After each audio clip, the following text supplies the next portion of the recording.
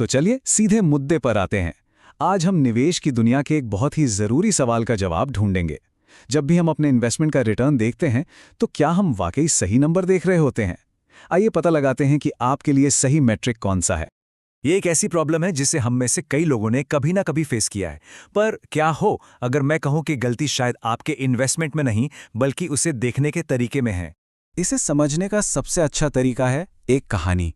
3 दोस्तों की कहानी जिन्होंने एक ही गलती की पर अलग-अलग तरीकों से, और यकीन मानिए इससे हम बहुत कुछ सीख सकते हैं। तो कहानी के पहले किरदार हैं पीयूष, और पीयूष का निवेश करने का अंदाज कह सकते हैं काफी तेज है। पीयूष 27 साल का एक आईटी इंजीनियर है। उसकी फिलॉसफी सीधी है, 1 साल से कम के लिए एक मुश्त यानी कि लम सम में निवेश करो। उसके लिए निवेश जल्दी से पैसा बनाने का एक तरीका है।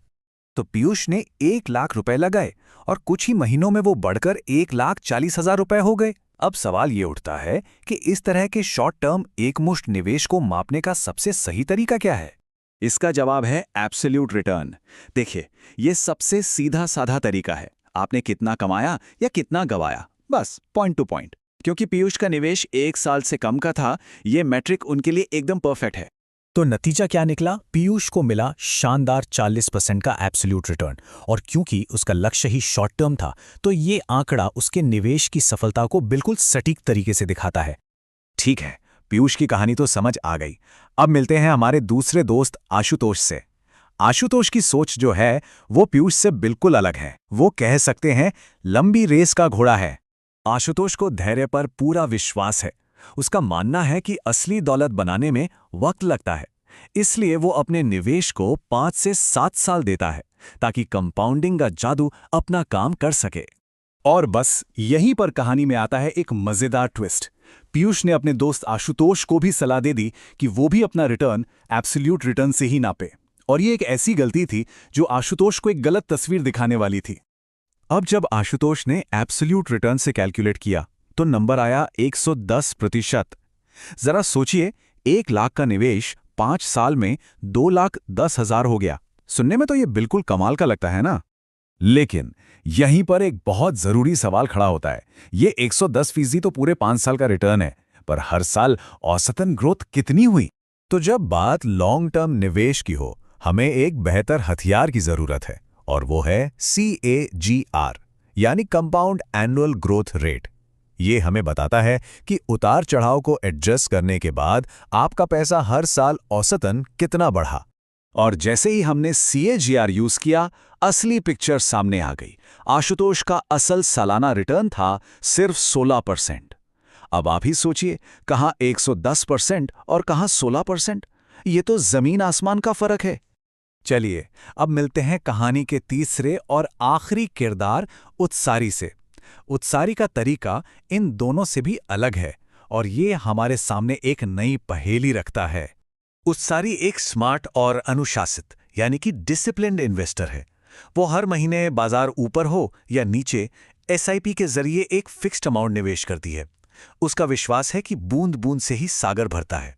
अब सोचिए जरा, उत्सारी तो हर महीने पैसे डाल रही है, अलग अलग तारीखों पर, अलग अलग मार्केट रेट पर। तो यहाँ ना तो एब्सोल्यूट रिटर्न काम आएगा और ना ही CAGR। इसके लिए हमें चाहिए एक स्पेशल टूल जिसे कहते हैं XIRR। अब ये XIRR सुनने में थोड़ा कॉम्प्लिकेटेड लग सकता है, पर अच्छी खबर ये है कि आपको कोई मेहनत नहीं करनी है। एक्सेल या गूगल शीट्स में इसका एक बहुत ही सिंपल फॉर्मूला होता है। बस अपनी सारी निवेश की तारीखें और रकम डालिए और ये आपको आपका एकदम सटीक रिटर्न बता देगा। तो उत्सारी का XIRR कितना निकला? 16.86%। ये आंकड़ा न सिर्फ उनके डिसिप्लिन्ड इन्वेस्टमेंट का सही रिटर्न दिखाता है, बल्कि ये आशुतोष के 16% CAGR से भी थोड़ा सा बेहतर है। सच ही है, अनुशासन का फल मीठा होता है। तो इस पूरी कहानी का निचोड़ क्या है? सबक क्या है? सीधा सा है, निवेश में सही टूल का इस्तेमाल करना बेहद जरूरी है। हर रिटर्न मैट्रिक का अपना एक खास काम होता है। चलिए इसे एकदम सिंपल बना देते हैं। अगर आप पीयूष की तरह 1 साल से कम के लिए एक मुश्त निवेश कर रहे हैं तो एब्सोल्यूट रिटर्न आपके लिए है। अगर आप आशुतोष की तरह 1 साल से ज्यादा के लिए एक मुश्त पैसा लगा रहे हैं तो आपको CAGR देखना चाहिए। और अगर आप उत्सारी की तरह SIP करते हैं या अलग अलग समय पर निवेश करते हैं तो XIRR ही आपका सच्चा साथी है। एक प्रो टिप हमेशा याद रखिए, प्रोफेशनल निवेशक कभी भी सिर्फ रिटर्न शब्द का इस्तेमाल नहीं करते। वे हमेशा साफ साफ बताते हैं कि ये CAGR है या XIRR। ये उनकी गहरी समझ को दिखाता है और यही सोच हमें भी अपनानी चाहिए।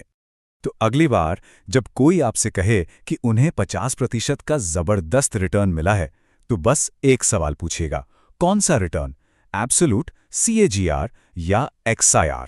याद रखिए, सही सवाल पूछना ही आपको एक स्मार्ट निवेशक बनाता है। उम्मीद है कि इस वीडियो ने रिटर्न की इस पहेली को आपके लिए सुलझा दिया होगा। अगर ये आपको मददगार लगा तो आप जानते हैं क्या करना है, लाइक, शेयर और सब्सक्राइब जरूर करें। हमें कमेंट्स में ये भी बताइएगा कि आप अगला टॉपिक क्या देखना चाहते हैं। देखने के लिए बहुत बहुत शुक्रिया।